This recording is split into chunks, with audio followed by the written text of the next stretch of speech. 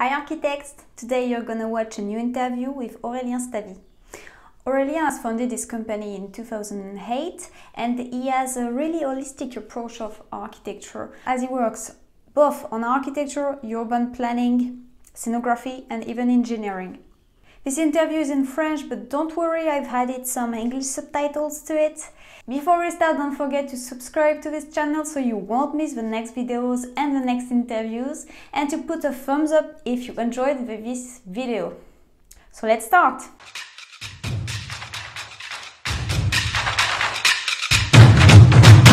Donc bonjour Aurélien, merci de nous accorder cette interview. Du coup, la première question, ce serait pourquoi vous avez choisi d'être architecte et à quel moment? Alors, j'ai choisi d'être architecte sur un malentendu en fin de secondaire. Je me demandais un petit peu quoi faire de ma vie, comme tout le monde à peu près à cet âge-là. Et je voulais faire de l'archéologie. Et comme on m'a dit que c'était absolument impossible comme voie, j'ai fini par faire architecte dans l'idée de faire du patrimoine. Sachant que je ne savais pas à ce moment-là qu'être architecte c'était aussi très compliqué. Et je me suis rendu compte en découvrant en fait complètement par hasard pendant les études d'architecture que finalement j'étais totalement passionné par la conception architecturale et je me suis détourné de l'idée première de travailler exclusivement dans la restauration. Et quand on va voir un peu votre site, vous vous décrivez comme un touche-à-tout. Et en effet, votre agence, vous pratiquez à la fois l'architecture, l'urbanisme, l'ingénierie. Vous faites même de l'assistance à la maîtrise d'ouvrage. Pourquoi vous avez choisi de faire des pratiques, pratiquer dans des domaines variés comme ça? Et comment vous avez réussi à vous faire connaître dans chacun de ces domaines? Alors, ça a été beaucoup d'abord par opportunité, par rencontre, sur un fil quand même qui me tient à cœur depuis le démarrage de mon agence et qui vraiment relie toutes ces activités. C'est la démarche environnementale et le participer activement à la transition écologique.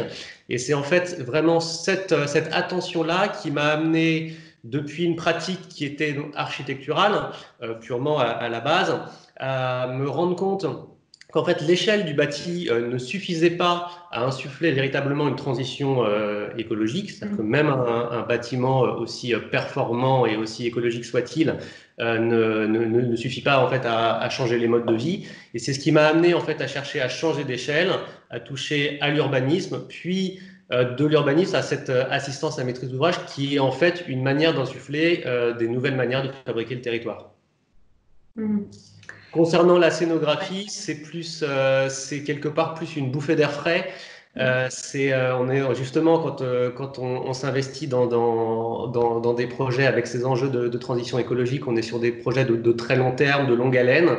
Et c'est vrai que j'aime aussi expérimenter à travers des projets de scénographie qui se font dans des temps beaucoup plus courts, en mêlant souvent la conception et la réalisation. En fait, c'est des projets qui permettent de tester beaucoup de choses très vite et en fait de s'extraire de la lourdeur de ces projets d'architecture ou d'urbanisme.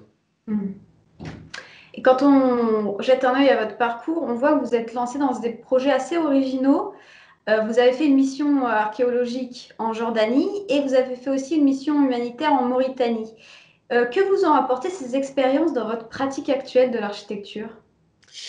Alors, je dirais que c'est un petit peu ce que je disais sur la scénographie, c'est pareil, c'est vraiment des expériences qui permettent de voir d'autres manières de faire, qui permettent aussi d'être confronté à des problématiques qu'il faut résoudre dans des temps courts et donc qui permettent simplement d'apprendre à trouver des solutions avec ce qu'on a. Ce qui est finalement extrêmement utile dans à peu près tous les projets. Et puis tout simplement de rencontrer des gens, de rencontrer d'autres cultures, de voir d'autres manières de faire et d'éviter en fait de s'enliser dans des automatismes, qui est, je pense, l'écueil principal qu'on peut avoir dans notre métier, où on doit, à mon sens, se réinventer en permanence. Le pire qui puisse nous arriver, c'est l'habitude. Et quand vous mettez en perspective votre carrière, quelle a été la réalisation, l'accomplissement dont vous êtes le plus fier? Ah, ça, c'est difficile comme question. Ben, j'espère que ce sera la prochaine. Voilà, enfin, sinon, vous pouvez dire que vous êtes fier de tout, hein, ça c'est une possibilité. En tout cas, pour l'instant, j'ai la chance de pouvoir dire qu'il n'y a aucune réalisation dont j'ai honte.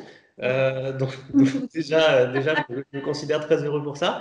Non, ben, peut-être justement que je dirais que celle dont je suis le plus fier, c'est la scénographie que j'ai fait pour Wheel of Green, parce que c'était un défi totalement intenable qui s'est fait dans des temps extrêmement courts, c'est-à-dire que toute la conception et la réalisation s'est faite en un mois. Et que je pense que personne n'aurait pu dire que c'était possible. Et ça s'est fait vraiment par une succession de miracles, de gens qui sont investis pleinement dans le projet. Et je pense que l'intensité de ces rencontres et cette réalisation ne se serait pas faite sans le caractère totalement infaisable du projet. Et à l'inverse, quelles ont été les difficultés que vous avez rencontrées, notamment quand vous avez monté votre boîte, et comment vous avez réussi à les surmonter? Alors, la difficulté principale que j'ai toujours d'ailleurs, c'est d'arriver en fait à concilier cette mission d'intérêt général que l'on a en tant qu'architecte, de fabriquer à la fois le territoire et le cadre de vie de demain, et tout simplement la réalité pragmatique d'être chef d'entreprise. Ça, je pense que c'est la difficulté de tous les jours et parfois l'incompréhension de certains partenaires, qu'ils soient d'ailleurs publics ou privés, de ne pas comprendre les réticences qu'on peut avoir par rapport à une demande de eux qui pourtant sont nos clients, et de ne pas comprendre pourquoi on peut à un moment refuser de faire quelque chose au nom d'un intérêt général alors qu'on est dans un cadre d'une commande spécifique. Et si à l'avenir vous souhaitez développer davantage votre entreprise, de quoi vous auriez besoin? Alors, à ce stade, je pense que ce dont j'aurais besoin principalement, c'est des moyens en temps et financiers pour développer vraiment l'aspect R&D et des solutions, des solutions globales qui permettent de cautionner toute cette démarche de transition écologique. C'est-à-dire de ne pas simplement s'appuyer sur la succession des projets ponctuels et contextuels que l'on a pour développer une réflexion, mais vraiment prendre le temps de développer cette recherche globale et qui n'est pas simplement l'opportunité de l'accumulation des projets. C'est quelque chose que je fais déjà et sur lequel j'investis déjà beaucoup. Mais voilà, je pense que ce que j'aurais besoin en priorité, ce serait peut-être d'un cadre, notamment d'aide juridique ou financier, type jeune entreprise innovante ou quelque chose comme ça, qui permettrait de faire ça de manière plus sereine et plus approfondie.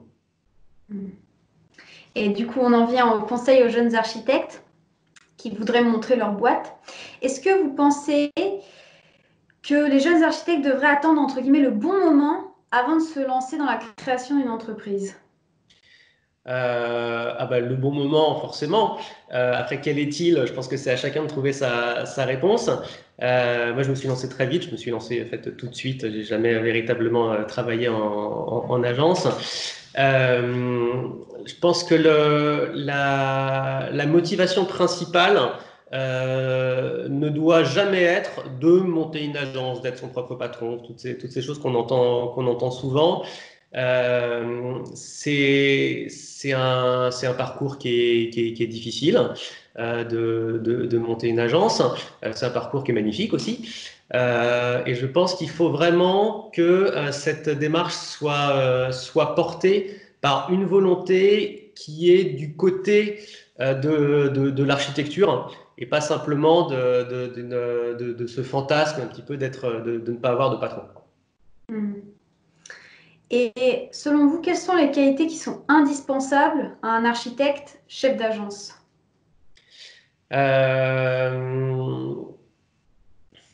Tenace. Et je dirais savoir faire la part des choses, savoir tenir un cap. C'est vraiment de cet ordre-là.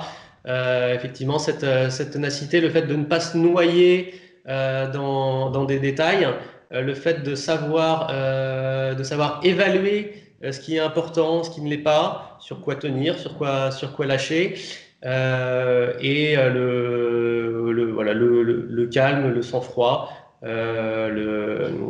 La relation humaine, savoir fédérer autour de ses idées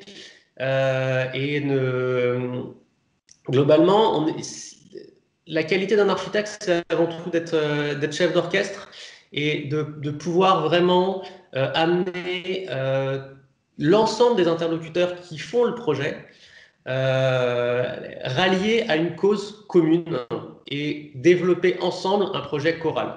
Je pense que l'idée de l'architecte qui bâtit tout seul, qui ensuite a des petits soldats qui exécutent ce que lui a dessiné, ne fonctionne pas. En tout cas, aujourd'hui, ne fonctionne plus. Et pour terminer, quel conseil vous donneriez à un jeune architecte chef d'agence pour trouver ses premiers clients? Alors, le conseil principal, qui pour le coup je pense est assez primordial, c'est de faire très attention à l'opportunisme. Écueil que j'ai fait d'ailleurs moi-même, puisque j'ai commencé à travailler comme beaucoup de mes confrères avec des clients particuliers, tout simplement parce que c'est le plus simple à trouver. Je dirais que le plus important, c'est d'abord de réfléchir à ce qu'on veut faire comme type de projet. Aujourd'hui, être architecte, avoir une agence d'architecture, ça ne veut absolument rien dire. Entre travailler pour des particuliers, travailler sur des aménagements d'existants, travailler sur du neuf, travailler sur des marchés publics, du logement, des équipements, il y a des manières extrêmement diverses de pratiquer l'architecture. Au moins dans un premier temps, on est souvent assez rapidement enfermé dans une case dont il n'est pas si simple de sortir.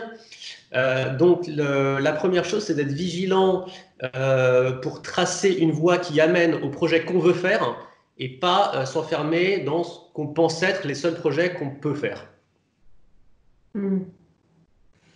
D'accord, bah, je vous remercie beaucoup. Du coup, l'interview est terminée. Ah bah, c'est super.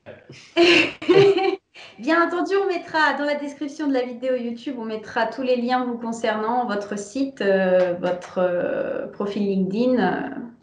Voilà. Donc, merci beaucoup. Eh ben, avec plaisir.